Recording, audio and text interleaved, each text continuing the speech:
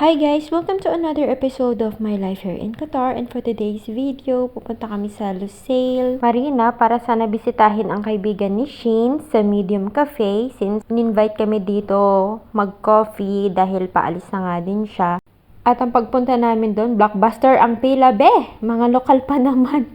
Kaya nahiya na kami, hindi na kami tumuloy at we decided na nga lang na magpunta sa The Place Vendome.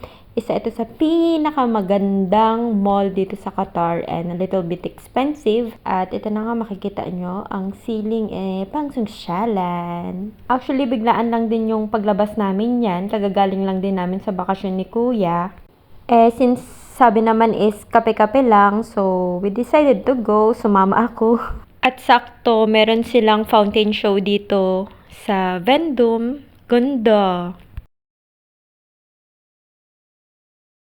Ayan, view. Ang ganda, diba? Social.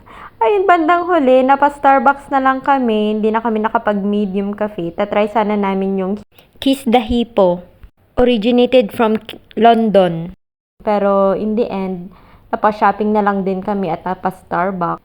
Nag-dinner pa pala kami niyan sa KFC. Hindi ko na na-videohan. Buti na lang din may food court to the rescue. Kundi butasan na ang bulsa namin. So that's all for today. Thank you for watching. Bye!